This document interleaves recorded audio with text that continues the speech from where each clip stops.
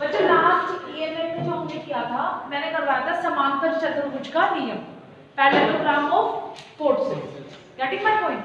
तो parallelogram of forces में हमारा क्या था, मैंने आपको एक फॉर्मूला बताया था कि अगर हमारे दो बल इस तरीके से लगे हों कि वो किसी चतुर्भुज की दो भुजाएं बनाते हो, ठीक है, that is Q, P and that is Q. तो ये इसका जो रिजल्टेंट आएगा वो ये होगा। तो इस रिजल्टेंट को लाने के लिए हम क्या करेंगे,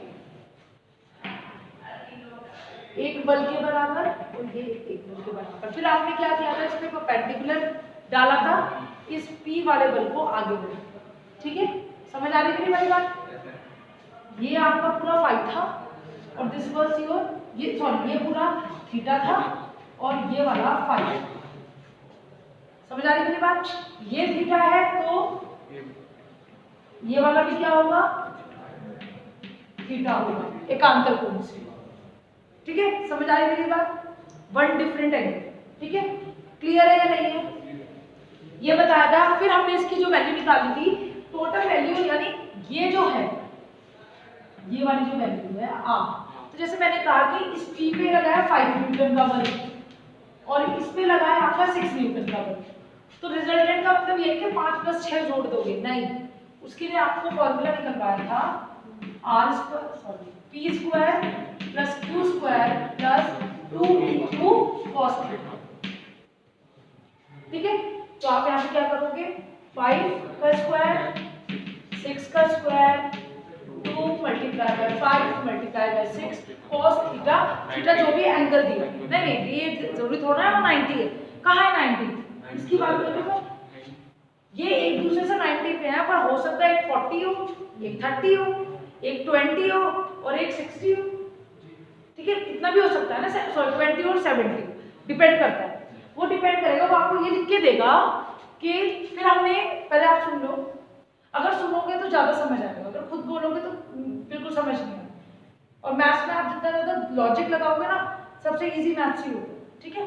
अब इसके अंदर मैंने आपको कंडीशंस बताई थी कि P और Q बराबर हो, अगर P = Q होगा तो P बराबर Q के, तो ये भी P हो जाएगा, ये भी P हो जाएगा, ये भी P हो जाएगा, और P और Q अगर बराबर तो एंगल भी बराबर होगा, यही बताया था मैंने आपको, ठीक है।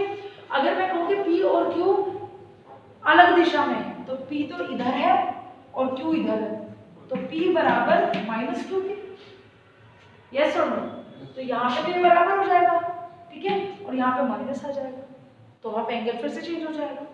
समझ आ रही है मेरी बात? ये मैंने आपको लास्ट वीडियो में बताया हुआ है, मैंने अपने अपलोड किए ना, मैंने वो वीडियो शायद, ठीक है। अब मैं आपको, जिनको नहीं भी समझ आ रहा है, जो लोग, क्योंकि उस टाइम बच्चे कम थे, ध्रुव वगैरह ही थे शायद, अब जो मैं आपको समझा रही हूँ, आप पहले उस पर ध्यान दीजिएगा, आप सिर्फ इसकी बात ध्यान रखिएगा, इसकी बात ध्यान रखिएगा, उसके बाद मैं जो न्यूमेरिकल करा रही हूँ उससे आपको ऐसे भी समझ आ जाए, ठीक है। तो हम फर्स्ट न्यूमेरिकल स्टार्ट करते हैं। कोई भी अपनी बुक नहीं खोलेगा, सिर्फ आपको बुक, बच्चे इसको फोन आ रहा है तो खा जाके बात करो, ठीक है। मुझे सिर्फ तुम्हें 25-30 मिनट से पढ़ाना है, उसे अच्छे से पढ़ लो, मैं चाहती हूँ जबरदस्ती 2 घंटे तुम्हें लेके बैठी रहो, पढ़ाऊँ और तुम निकल जाओ, ठीक है, क्योंकि तुम्हें फिजिक्स भी पढ़ना है, केमिस्ट्री पढ़ना है, नो कि कितना दिमाग लगाना पड़ता है उसमें, ठीक है। मैथ्स का है, ये मेरे हाथ में है कि मुझे तुम्हें किस तरीके से इसको पढ़ाना है, तुम इसमें फेल नहीं हो सकते, और इसे तुम लाइफ टाइम याद करोगे, क्यों, क्योंकि तुम्हें आगे भी यूज होना है। ये चीज आपको सेकंड ईयर में जो मैं इनको पढ़ा रही हूँ, इलेक्ट्रिकल सेकंड सब्जेक्ट है, उसके अंदर आपको वेक्टर डायग्राम बनाना है, आपको तब समझ नहीं आता, पहले बता दूँ मैं, अगर आप नहीं पढ़ोगे आपसे फेजर डायग्राम नहीं ड्रॉ हो पाएगा। और तुम जितने ज़्यादा जो लोकल बच्चे बैठे हैं, उनके पेरेंट्स डेफिनेटली आपको बीटेक कराएंगे, तो बीटेक में फिर आपको वही मेहनत करनी पड़ेगी। ये ढंग से पढ़ लोगे तो आगे इलेक्ट्रिकल की तरफ, इलेक्ट्रॉनिक्स से अगर इलेक्ट्रिकल की तरफ जाओगे तो इजीली आपका बीटेक आराम से निकल जाएगा। तो जो समझा रही है उसको सुन लो, लिखिए, दो पुल फोर्सेस खींचने वाले, पुल का मतलब है खींचना, या ऐसे लिख लो, दो फोर्सेस, ऐसे लिखो, दो फोर्सेस यानी बल, दो फोर्सेस जो 40 न्यूटन और 20 न्यूटन, 40 न्यूटन और 20 न्यूटन के हैं, एक दूसरे से 120 डिग्री पर है, एक दूसरे से 120 डिग्री पर है। इनका रिजल्टेंट यानी are, resultant and direction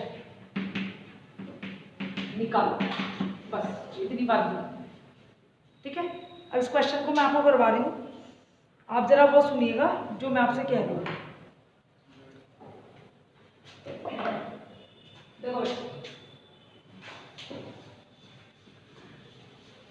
question का सॉल्यूशन सुनिएगा, आपको बहुत सिंपल लगेगा, चलो आप देखिएगा, दिमाग लगाना है, अब मत नोट करो, यहाँ सुनो, आपको सब समझ आएगा। मैंने आपको बोला ना, सिर्फ एक चीज याद रखनी है, आर बराबर, ठीक है।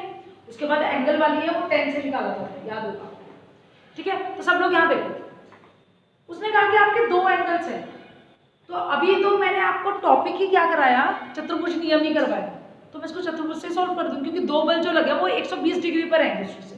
तो हम क्या मानते हैं कि एक बल तो आपका ये वाला हो गया, ठीक है। एक मिनट,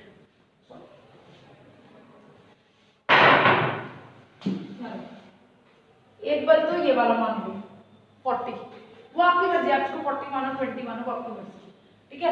ये तो आपका एक बल हो गया 40 या 20, ठीक है। उसके बाद में एक उसने क्या कहा कि कितने पे है 120, दूसरा जो है बल है वो 20 न्यूटन का है, कितने डिग्री पर है 120, तो 90 से तो ज्यादा ही होगा। तो मैं इसको ऐसे इस तरफ को बना दी, इतना कर, इतना दिमाग को सब लगा सकते हैं, ठीक है। तो इसमें भी क्या हो जाएगा आपका, ये वाला इसके बराबर और ये वाला इसके बराबर हो जाएगा ना। अब अगर वो 90 से कम को कहता तो मैं इधर को बनाती, इतनी बात सबको समझ आ रही है ना। अब अगर मैं यूं करके यूं बना दूंगी, वैल्यू तो तब भी निकल जाएगी डायग्राम, लेकिन दिखा बनाने वाला कहेगा कि एंगलों का भी ज्ञान नहीं है क्या, ठीक है ना। कोनों का ज्ञान होना बहुत जरूरी है, ठीक है। कुछ चीजों से भले ही फर्क ना पड़े, लेकिन कॉपी चेक करते हुए फिर वही दिमाग में सेट हो जाता है कि इस बच्चे को कुछ आता नहीं, ठीक है बच्चे। ड्राइंग में थोड़ी खराब है तो देख लेना, सीधी लाइन में ड्रॉ होती है, ठीक है। तो ये आपको क्या हो जाएगा इसका विकर्ण, एक एंगल ये हो गया, इसको मैं P मान देती हूँ, देखो मैंने क्यों मान लिया। इन दोनों के इसको करने से पहले एक एंगल, एक फोर्स ये था, एक फोर्स ये था, और उनके बीच का एंगल कितना था 120 डिग्री। इसने पहले जो हमने कहा जल्दबाजी में, जितना उसने कहा पहले हमने उतना ड्रॉ कर दिया, ये हो गया 120 डिग्री, ठीक है। और इसके बीच का क्या होगा इसका रिजल्ट, समझ आ गई मेरी बात, समझ क्लियर है, ठीक है। तो अब आप इसे मान लीजिए P बराबर 40 मान लो, 40 न्यूटन, और Q बराबर 20 न्यूटन। अब हमने उसको क्या निकालने के लिए कहा, रिजल्टेंट, ठीक है। R बराबर √of P square plus Q square plus 2PQ cos theta. अब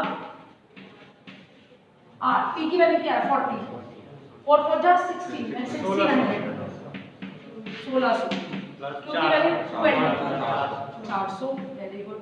फिर 2 मल्टीप्लाई बाय 800 और 8 तो 1600, ये हो जाएगा ना, कर लोगे ना ये, मैं पूरा पूरा करके दिखा दूँ। cos एंगल कितना का आता है, ये थीटा जो है, यहाँ ध्यान से सुनो, ये जो थीटा है ये इन दो के बीच का एंगल है, ये रिजल्टेंट और इसके बीच का एंगल नहीं है, ये दो फोर्स के बीच का एंगल है, जैसे उसने कहा है।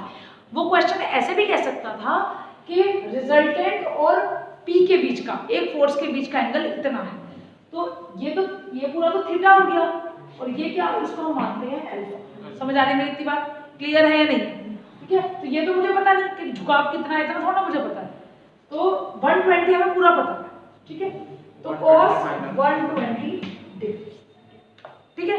cos 60 की जो वैल्यू होती है, ठीक है, -1 वो 1/2, तो वही आपकी cos 120 में क्या हो जाएगी, वो माइनस रोटेट हो जाएगी, तो -1/2। तो इसका आंसर आ जाएगा बच्चे, ये तो कर लोगे। तो R बराबर, इसका आंसर बता रही हूँ क्या है, 34.62 न्यूटन। आप एक बार सॉल्व भी कर लेना, आप इतनी कैलकुलेशन तो कर लोगे, कैलकुलेशन टाइम वेस्ट नहीं करूंगा, पहले बता रही हूँ, ठीक है, वो सिर्फ टाइम पास करने वाली बात होगी, मैं कैलकुलेशन में टाइम वेस्ट नहीं करूंगी, यहाँ तक लाके क्वेश्चन को छोड़ दूंगी। ठीक है, मैंने आपको आंसर बता दिया। मैडम ये वाला हमें बहुत आराम से समझ आ गया। अब हमें क्या समझना है, उसने बोला डायरेक्शन, डायरेक्शन किस तरफ को, देखिए मेरी बात सुनो ना, डायरेक्शन का मतलब है एंगल, डायरेक्शन का मतलब किससे है, एंगल से। तो एंगल इस तरफ को भाग रहा है, आर इस तरफ को भाग रहा है या इस तरफ को भाग रहा है, तो वो किस तरह, नहीं वो हमें नहीं पता ना किस तरफ भाग रहा है, वो हमें निकालना पड़ेगा।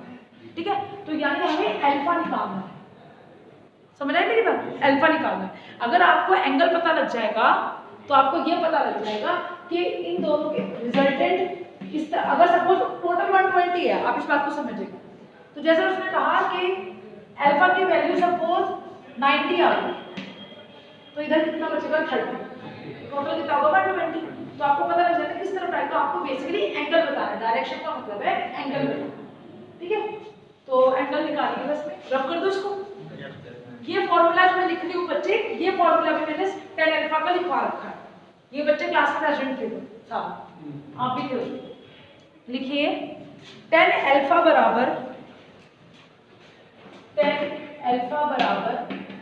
q sin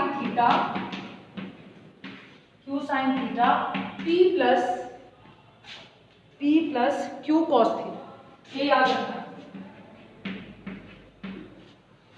q sin theta p plus q cos theta, समझ आ गई मेरी बात, कुछ नहीं करना आपको, tan अल्फा बराबर, आप इसमें लिखिए हम जानते हैं, अल्फा निकालने का फॉर्मूला यही वाला होगा।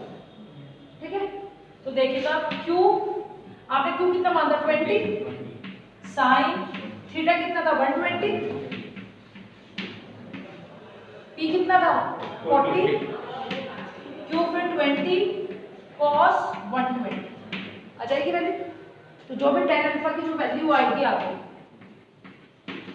इसको सॉल्व कर दो, मतलब वैल्यूज पुट कर लो, बाकी मुझे करवाना कुछ नहीं। ये वैल्यू आएगी आपकी 1/√3, ये वैल्यू जो आएगी आपकी, यहाँ देखिए ये वैल्यू आएगी आपकी ऐसे, कट कटा के जब आप पहले साइन 120 की वैल्यू रख दोगे, इतना तो कर लोगे, नहीं कर सकते तो मुझे अभी बताना। ओके, साइन 120 की वैल्यू निकल जाएगी। ठीक है, नहीं आती हो तो ऐसे कर लो 90 प्लस 30, ठीक है, 90 में वैल्यू चेंज होती है तो cos 30 की वैल्यू आ जाएगी। ठीक है, तो √3/2, ठीक है, फिर इस तरह आप cos 120 की चलोगे, फिर क्या cos sin में कन्वर्ट हो जाएगा तो sin 30 की वैल्यू आ जाएगी। ठीक है, तो ये वैल्यू आप कह रहे 1/√3 आएगी, और आप tan 1/√3 कब होता है, इस किस पे होता है 1/√3 30, तो tan अल्फा बराबर 5/6 tan 30, यानी अल्फा की वैल्यू क्या होगी 30, यानी ये 30 इस तरफ होगा और 90 उस तरफ। समझ आ गई मेरी बात, क्लियर है या नहीं है? थीटा कितना है ना, थीटा कितना है आपका 120, अल्फा की वैल्यू कितनी आई 30, तो यानी इस r और इसके बीच में एंगल कितना है 30, ओ पीछे वाला कितना निकल जाएगा, माइनस कर दो, कितना आ जाएगा 90। क्लियर है, समझ में आ गया आ गया, लग तो नहीं रहा ना, तुम हाँ कर रहे हो ना कर रहे हो, मुझे कैसे पता लगेगा समझ आया नहीं है, नहीं समझ आया तो तुम्हारे को बताऊंगी जब जो सस्पिशियस आपके एक्सप्रेशन निकलने बंद होंगे, और अगर समझ आ रहा है तुम्हारा समझ नहीं आएगा, तुम्हें समझ आ नहीं, ये फॉर्मूला मैंने निकालना बता रखा है वीडियो के अंदर। ठीक है, रब कर दो दूसरा क्वेश्चन फटाफट, 3 क्वेश्चन करोगे, चौथे क्वेश्चन को खुद जब करोगे, कल परसों में हर हाल में क्लास होंगी, क्योंकि अगर ये छूट, अगर तुम कंटिन्यूटी में पढ़ोगे ना 2 हफ्ते में 1-1 घंटे क्लास से सिलेबस खत्म हो जाता है इसका, ये हमेशा इसके क्लास लेक्चर्स ऐसे ही चलते हैं, लेक्चर ही 2 डिसाइडेड है, तो 1 हफ्ते में 2 बार 2 घंटे का एक लेक्चर हो गया, 2 घंटे कौन पढ़ाएगा, नहीं पढ़ाएगा ना, तो हर बार ऐसे ही पढ़ाएगी, इसमें कुछ है ही नहीं करने वाला, लेकिन आपको दिमाग लगाना। अब मैं कहती हूँ मैं तो पहले प्रोग्राम करा दूँ, हमारे घर से कर लेना, तो फिर पढ़ने का फायदा क्या, वो तो पहले भी पढ़ रखा तुमने। नेक्स्ट लिखो, 2 forces 3 Newton and 1 Newton, 2 forces है किससे 3 न्यूटन एंड 1 न्यूटन,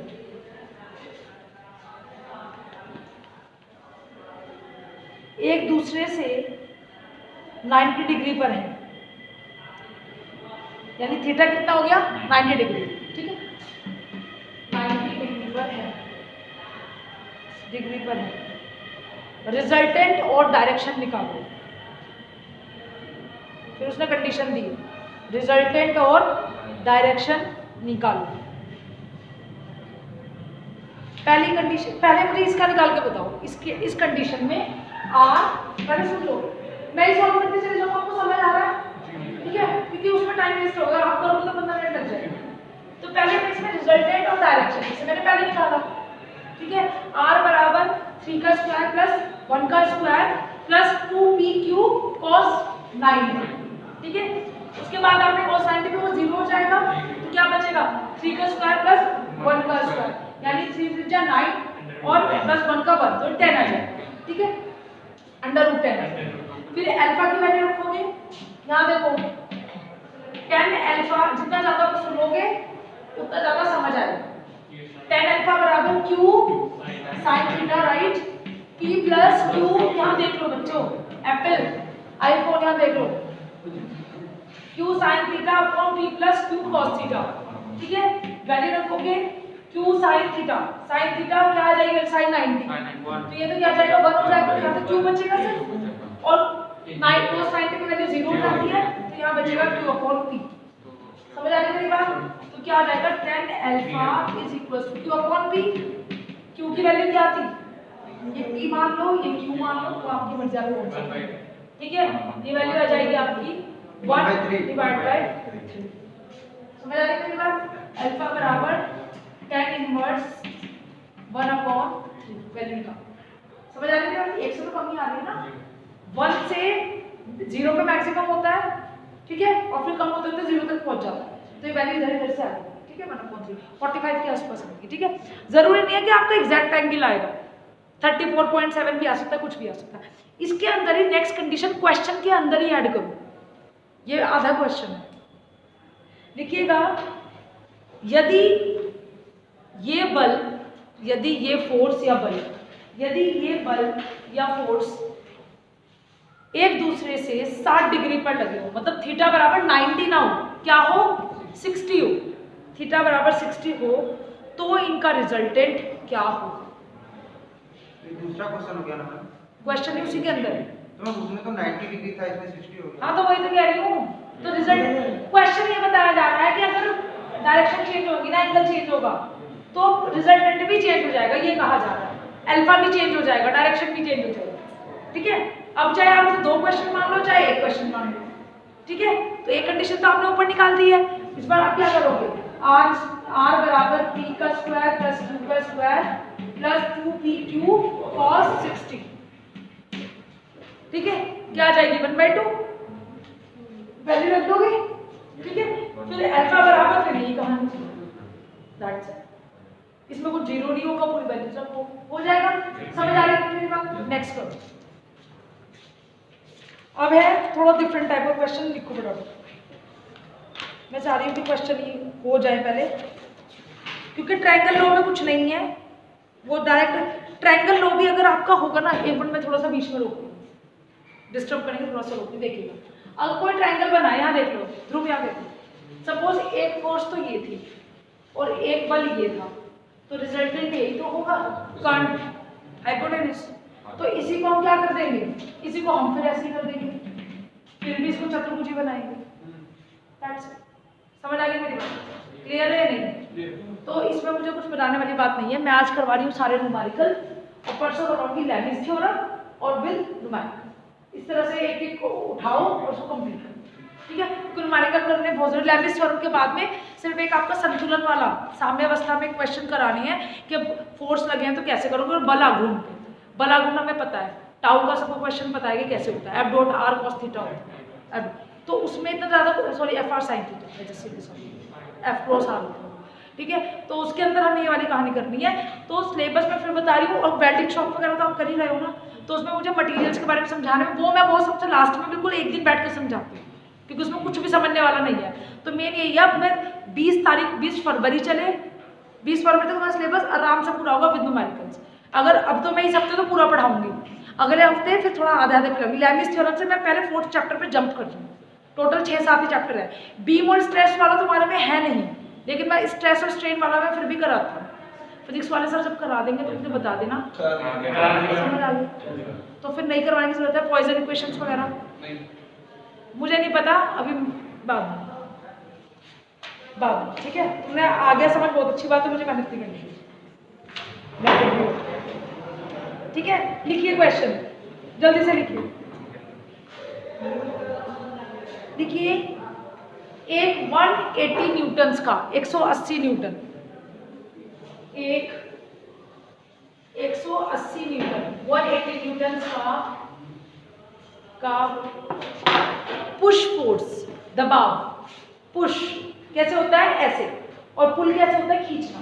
तो अगर दो फोर्स लगे हैं, एक पुश है और एक पुल है, तो एक को पॉजिटिव मानना पड़ेगा और एक को नेगेटिव, क्योंकि पुश जो करेगा, सपोज कोई स्प्रिंग है, आप ऐसे समझिए, सपोज कोई स्प्रिंग है तो ड्रॉप पे पकड़ा हुआ है, अगर मैं तो इसकी तरफ भेज रही हूँ, पुश कर रही हूँ, तो लेंथ जो क्या हो जाएगी, कम हो जाएगी, समझ आ रही है बात। और अगर वो खींच रहा है, अगर वो खींच रहा है तो वो क्या हो जाएगी, लेंथ बढ़ जाएगी, तो एक को पॉजिटिव मानना पड़ेगा और एक को नेगेटिव करना पड़ेगा। गेटिंग माय पॉइंट, ठीक है। लिखिए जरा, एक 180 न्यूटन का पुश फोर्स और एक 350 न्यूटन का पुल फोर्स, खिंचाव, 350 न्यूटन का पुल फोर्स एक बिंदु पर लगे हैं, एक पॉइंट पर लगे हैं। एक इतनी इंग्लिश सबको समझ आ रही होगी ना, यहाँ एक पॉइंट पर लगे हैं। इनके बीच का एंगल 135 डिग्री है। तो फोर्स का बच्चे 135 डिग्री है। तो परिणाम और दिशा, रिजल्टेंट और डायरेक्शन निकालना है। तो बच्चे क्या करोगे, कुछ नहीं करना, यहाँ सुनो, हो गया, क्वेश्चन लिख लिया, समझ लो, जहाँ नहीं करने की जरूरत है वहां नहीं जा दिमाग में। R is equal to under root of, एक तो होगा आपका 350 मीटर और एक कितना बताया मैंने, 180। तो या तो इसको पुश को मान लो पॉजिटिव, इसको नेगेटिव मान लो, या इसको नेगेटिव मान लो, इसको पॉजिटिव मान लो, या आपकी मर्जी, ठीक है। तो अब देखिएगा, अब इसके अंदर हम, क्योंकि उसके अंदर डायरेक्शन अलग अलग हो गई ना, मतलब ये होगी डायरेक्शन अलग अलग हो गई, ठीक है। तो हम इसके अंदर क्या करेंगे, R बराबर वही कहानी, under root of p square plus q square plus 2pq cos theta. तो थीटा तो हमें पता है, एंगल 135 डिग्री, cos 35, ठीक है। उसके बाद में आपकी जो वैल्यू है r स्क्वायर, तो ये हो गया आपका, अगर से आपको इस वाले को माइनस माना है, इसको प्लस मानोगे, -180 का स्क्वायर। तो यहाँ पे कुछ फर्क नहीं पड़ेगा, कहाँ फर्क पड़ेगा, plus 2pq cos theta, 2p पे क्या आ जाएगी, -180, ठीक है, और फिर -350 और cos 135। समझ आ रही मेरी बात। फिर एंगल लेंगे, बोलो tan अल्फा बराबर, very good, q sin theta plus q cos theta. समझ आ रही मेरी बात। एक को आपने नेगेटिव माना, एक को आपने पॉजिटिव माना, आपकी जल्दी कैसे समझ आ रही मेरी बात। इसका जो आंसर आएगा वो लिखिएगा जरा, इसका आंसर आएगा आपका, R तो आएगा 494 न्यूटन्स, 494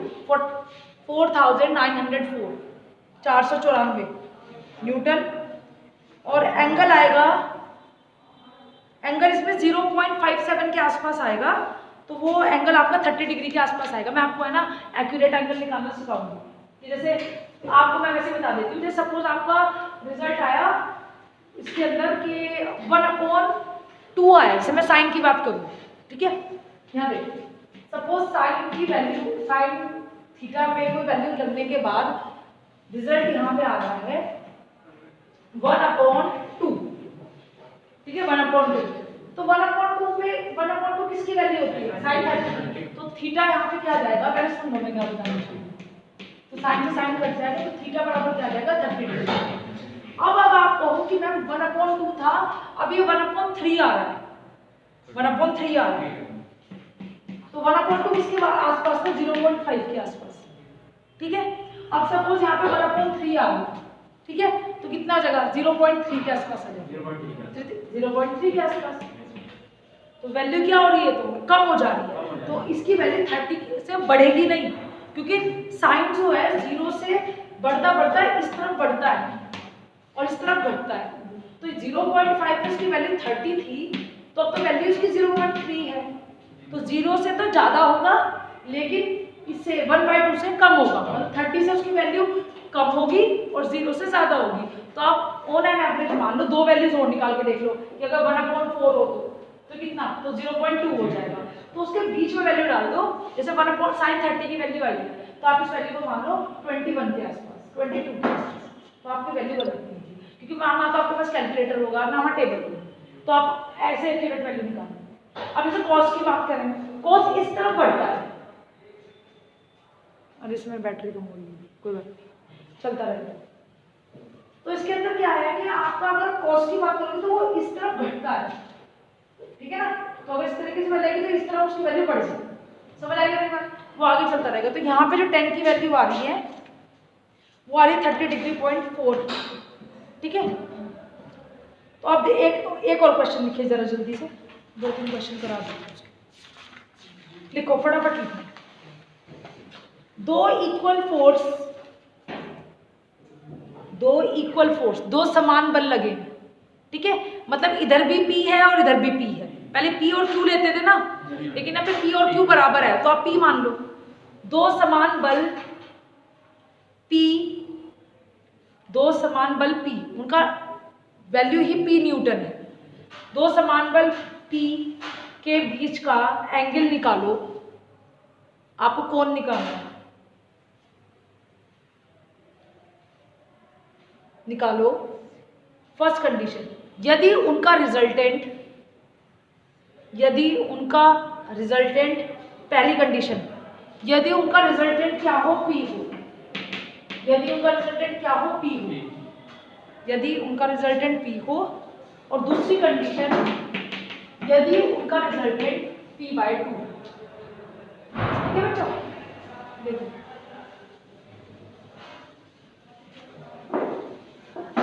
आप बस रिलैक्स होकर बैठिए, 5 क्वेश्चन लगा लिए तो लिख के दे रही हूँ, आज जाके बाकी क्वेश्चन खुद घर पे लगा। अब देखिएगा, इसने कहा कि दो बल है P, ठीक है, दो समान बल है P, और उनका एंगल निकालना है, ठीक है। और इसने ये भी बोला कि उनका जो रिजल्टेंट है, उनका जो रिजल्टेंट का मान है वो एक बार P है और एक बार P/2 है। तो अपने दिमाग में अभी तो दो बल बोले, हाँ जी सर, जी सर,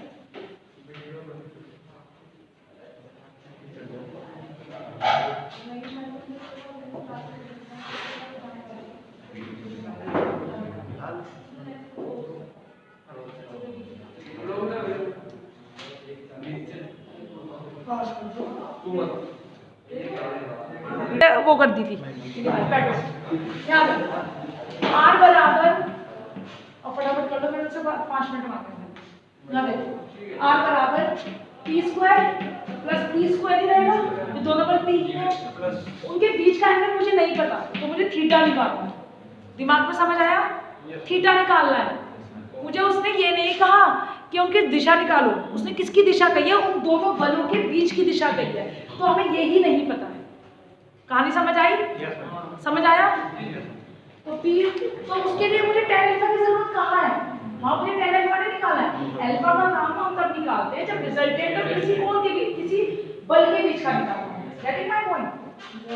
तो P² plus P² plus 2P dot P, तो ये P² हो जाएगा cos थीटा, मुझे पता ही नहीं है, तो निकालना है, इससे निकल जाएगा।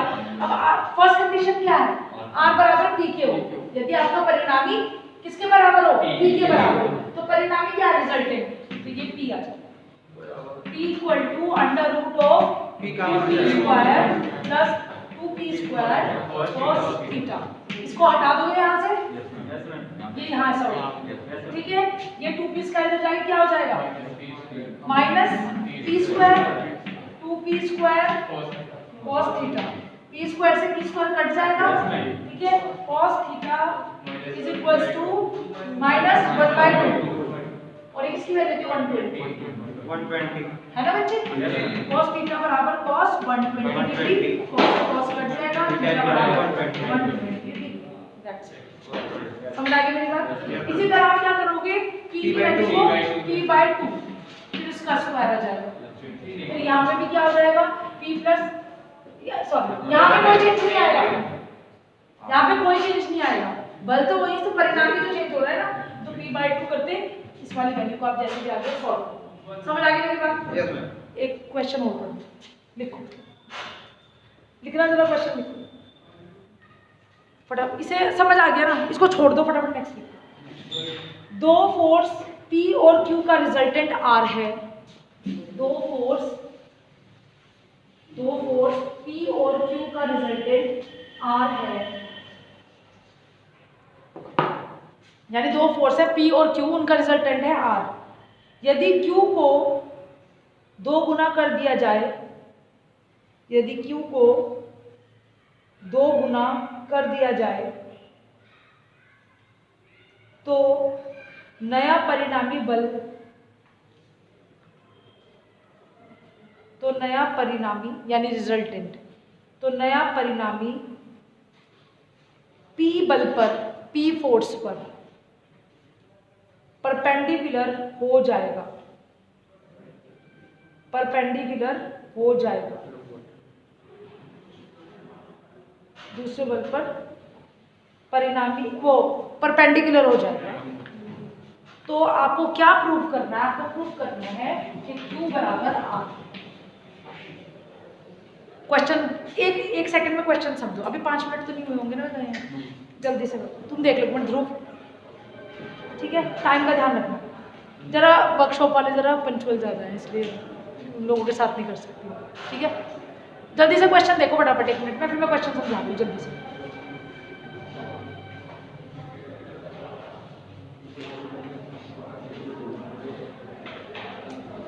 यहाँ सुनो क्वेश्चन सुनो, आपको बुक से तो आपको कोई चीजें मिल जाएगी, आपको दिमाग लगाना।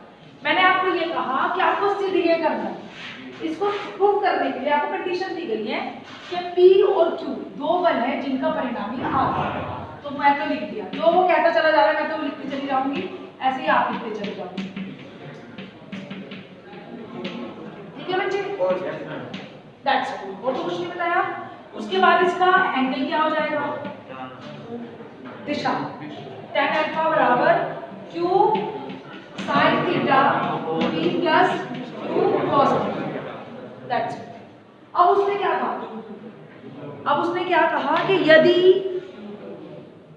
Q को 2 गुना कर दिया जाए, तो यहाँ लिखते हैं इफ Q को मैंने कर दिया 2Q, Q को मैंने 2Q कर दिया, तो जो नया रिजल्टेंट आएगा, नया परिणामी आएगा, वो P बल पर लंबवत हो जाएगा, यानी अल्फा क्या हो जाएगा, यानी ऐसे तो होगा, ये एक बल ये था, ये इसमें ऐसे हो जाएगा, यानी अल्फा और थीटा बराबर हो जाएंगे, तो यानी यहाँ पे ये अल्फा क्या हो जाएगा, tan 90 हो जाएगा।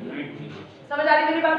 tan 90 की वैल्यू क्या होती है, इनफाइनाइट, ऐसे ही तो होता है, साइन अपॉन कॉस होता है ना, ठीक है, तो ये क्या देंगे, इनफाइनाइट हो जाएगा। इनफाइनाइट का मतलब क्या होता है, 1/0, पता है ना, 0/1 नहीं होता, 1/0, और ये वैल्यू साथ साथ चल रही है, मैं इसी के ऊपर लिखूं यहाँ पे 1/0, इसी को यहाँ पुट कर दो, कोई प्रॉब्लम तो नहीं, tan 90, तो क्रॉस मल्टीप्लिकेशन करोगे, ये वाला क्या हो जाएगा, 0 हो जाएगा, और ये क्या हो रहा है, P plus Q cos theta equal to tan 90 equal to 0। tan 90 कहाँ tan 90, यही तो क्वेश्चन के अंदर तुम्हें दिया, और क्या कहा है उसने, ठीक, समझ आ रही मेरी बात? देखो अब इसके बाद यहाँ देखो, समझ आ रहा है सबको? कोई बात नहीं, अगर बोल दे तो क्या हो गया, बोलने के लिए मना थोड़ा ना कर रहा है, क्लास में पढ़ने तो आए हो, डिस्कस करने आए हो, कहीं मूक दर्शक बन के थोड़ा आए हो।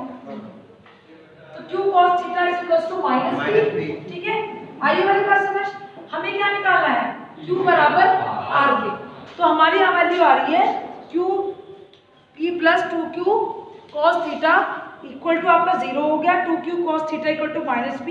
अब इक्वेशन 1 में आप यही वाली वैल्यू, इक्वेशन 1 में 2PQ cos theta value put कर देंगे, हाँ आपको Q cos थीटा की वैल्यू, ये Q cos थीटा है, इस क्यू कॉस थीटा की वैल्यू क्या है माइनस -b। तो आप यहाँ पे माइनस b को पुट कर देंगे तो क्या आ जाएगा p square plus q square फिर प्लस इसे नोट करो पहले नोट करो करो करो नहीं नहीं भी आएगा तो पहले इसको नोट कर लो -b² + q। करो तो सही मेरी बात भी तो सुनो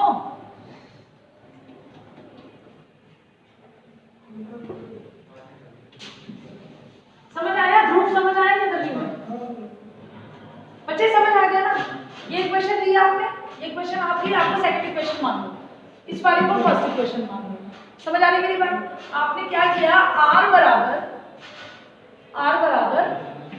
थोड़ा ऊपर लिखूंगा r बराबर p square plus q square plus 2p और q cos थीटा की जगह क्या आया माइनस p तो ये आ गया आपका r बराबर under root of p square plus q square minus 2p का स्क्वायर q² + -2। एक मिनट जो इसमें क्वेश्चन अच्छा माइनस अच्छा 2 एक मिनट अच्छा ये वाली वैल्यू 2p cos थीटा की आई है ना एक मिनट एक सेकंड ओहो मेरी बात सुनो tan अल्फा बराबर tan 90 था ये बात समझ बच्चे q sin थीटा था ठीक है upon b + q cos theta तो q को 2 गुना किया था q को 2 गुना किया था तो तभी तो tan ये 90 हुआ था लगभग तो वो इसी जगह पर हुआ है तो 1/0 तो ये वाले 2q sin theta p + 2q cos theta तो ये वैल्यू किसकी आएगी p + 2q cos थीटा = 1 आएगा मतलब यहाँ पे p क्योंकि वो वैल्यू तो आई तक रही थी आप q को 2 गुना कर दो तो यहाँ पे क्या आ जाएगी वैल्यू आपकी ये हट जाएगा क्या बचेगा -p²। समझ आ गया बात p² से p² कट जाएगा क्या बचेगा r = q² का अंडर रूट यानी r² = q² स्क्वायर से स्क्वायर कैंसिल यानी r = q। समझ आ गया डन है क्लियर है सबको समझ अब तुम एक क्वेश्चन लिख लो 2 और फिर वो घर से करके लाना मतलब दिमाग में रहेंगे सॉल्यूशन में करा दूंगी ठीक है लिखो फटाफट जल्दी 2 फोर्स 3:5 3:5 के रेशो में 3:5 3:5 यस मैम हो गया के अनुपात में है यदि रिजल्टेंट यानी r यदि रिजल्टेंट r कम वैल्यू वाले बल से 90 डिग्री पर है तो रिजल्टेंट और छोटे बल का अनुपात ज्ञात करो यानी आपको r छोटा बल सपोज आपने p माना है तो r/p की वैल्यू निकालो ठीक है